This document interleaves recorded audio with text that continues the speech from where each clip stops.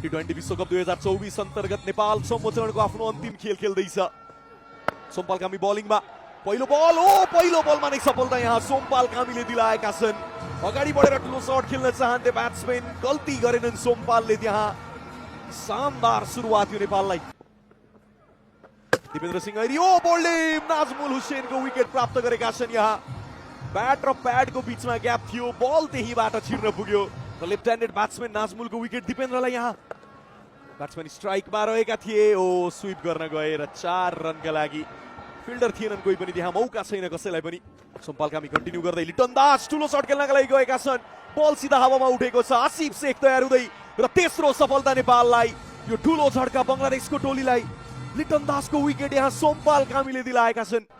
कप्तान रोहित बलिङमा स्विप गरे 4 रनका लागि। राम्रो कनेक्सन, मौकै थिएन त्यहाँ कसैलाई पनि। रोहित फेरि पनि ठुलो शट खेल्नका लागि पुनः एकपटक गएका छन् ब्याट्सम्यान। सन्दीप लामिछाने तयार हुँदैछन् फिल्डमा र विकेट पनि। शानदार क्याच सन्दीप लामिछानेको र रोहित पौडेललाई सफलता। स्विप गर्न चाहन्थे ब्याट्सम्यान, कनेक्सन थिएन, टप एज लाग्न पुगेको थियो, सिधा हावामा उठ्यो बल र गजबको क्याच सन्दीप लामिछानेबाट।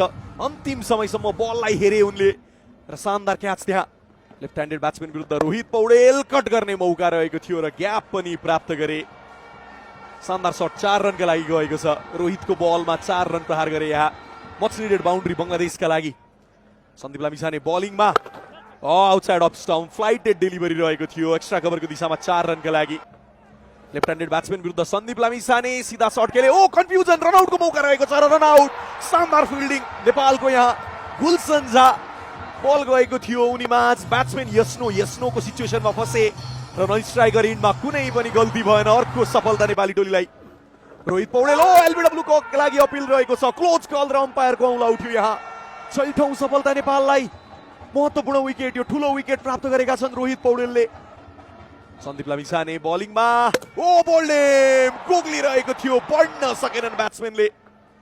अर्को गुगली, अर्को विकेट सन्दीप लामिछानेको 100th T20 international wicket. Kushal Bhurtel short ball, शानदार शट यहाँ। टाइमिङ गजबको थियो, मौका छैन फिल्डरलाई। प्रयास त गरे कुशल मल्लले। Dipendra Singh Airee round the wicket, ठुलो शट खेल्ने प्रयास, लङ अफमा फिल्डर छन् अनिल र 9औं सफलता नेपाली टोलीलाई दिपेन्द्रले दिलाए यहाँ। अविनाश बोरा बलिङमा बाहिरी किनारा गाइड गर्न चाहन्थे र थर्ड म्यानको दिशामा 4 रनका लागि। दिपेन्द्र सिंह ऐरी फेरि पनि अर्को शट खेल्नका लागि गए ब्याट्सम्यान। राम्रो फिल्डिङ रोहितको र रनआउट। कहाँ गल्ती गर्नेछन् र दिपेन्द्र सिंह ऐरीले र यो सँगै बङ्गलादेशलाई नेपालले 106 रनको स्कोरमा अल आउट गर्न पुगेको छ। शानदार बलिङ नेपाली टोलीको। बङ्गलादेशलाई खुलेर खेल्ने मौका नै दिएन। 107 रनको विजय लक्ष्य पछ्याउन नेपाली टोली मैदान उत्रिएको छ। अब इनसाइड एज, भाग्यशाली कुशल भुर्तेल। बल स्विङ भइरहेको थियो। तस्किन अहमद ठुलो शट खेल्नका लागि गए आसिफले, ब्यालेन्स लुज गर्न पुगेका थिए, यद्यपि बलले ग्याप पाएको छ 4 रनका लागि। तन्जिम बलिङमा बोल्डे फुल टसमा विकेट निकालेका छन् तन्जिमले। यहाँ बल स्विङ भएर बाहिरतर्फ निक्लिएको थियो, कम्प्लिटली पिट हुन पुगे कुशल भुर्तेल त्यहाँ र फुल टसमा बोल्ड भएका छन्। तन्जिम राम्रो बलिङ गरिरहेका छन्। अनिल शाह ठुलो शट खेल्न चाहन्थे, कनेक्सन बनेन, फिल्डर सेटल हुँदैछन् र गल्ती गरेनन् त्यहाँ। क्या बलिङ गरिरहेका छन् तान्जिमले, सिधा फिल्डरको हातमा। रोहित पौडेल पनि पवेलियन तर्फ। अब नेपाली टोली दबावमा।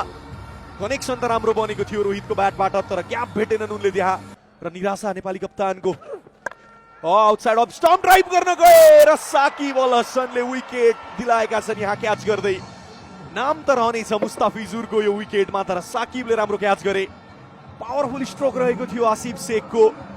कन्ट्रोलमा थिएनन् साकिब, तर अन्त्यमा गएर क्याच पकड्न पुगेका छन्। तान्जिम बलिङमा फेरि पनि कट गर्न चाहन्थे, सन्दीप जोराको पनि विकेट यहाँ प्राप्त गरेका छन् तान्जिमले। बङ्गलादेश दबाव बनाउँदैछ नेपालमाथि। रिसादलाई 4 रनका लागि प्रहार गरे लेग साइडको दिशामा, कुनै मौका छैन। फेरि पनि ठुलो शट खेल्नका लागि गएका थियो, हावामा रहेको थियो केही समयका लागि। तस्किन इन्ट्रेस्टेड देखिन्थे। कुशल मल्ल स्ट्राइकमा स्लग गर्नका लागि गएका छन् मिड विकेटको दिशामा, फिल्डर छन् तर मौका छैन कुनै पनि। शानदार स्ट्रोक। कुशल मल्ल 29 रन नेपालका लागि चाहिएको छ। ठुलो शट प्रहार गर्न गए, कनेक्सन बनेको छैन, फिल्डर सेटल हुँदैछन् र शानदार क्याच पक्रिएका छन् यहाँ। नेपाल दबावमा 85 रनमा 6 विकेट। गुलसन स्ट्राइकमा ठुलो शट खेल्नका लागि गए, कुनै पनि कनेक्सन छैन र हृदयले सजिलो क्याच पक्रिए। 22 रन चाहिएको छ नेपाललाई, गाइड गर्न चाहन्थे, सिधा विकेट किपरको हातमा। नेपाल दबावमा ठुलो शट खेल्नका लागि सोमपाल कामी बाहिर निस्किएका थिए र उनको पनि विकेट गुमेको छ। साकिब अल हसन आफ्नो एक्सपिरियन्स देखाउँदै अपिल रहेको थियो र अम्पायरको पनि औलाउ थियो र यो सँगै नेपाली टोली 21 रनले पराजित हुन पुगेको छ। विश्वकपको यो यात्रा यहाँ सकिएको छ र शानदार प्रदर्शन देखायो बलिङबाट, ब्याटिङ युनिट चल्न सकेन र 21 रनले यो खेल जित्दै बङ्गलादेश सुपर 8 मा प्रवेश गरेको छ भने नेपाल पराजित हुन पुग्यो।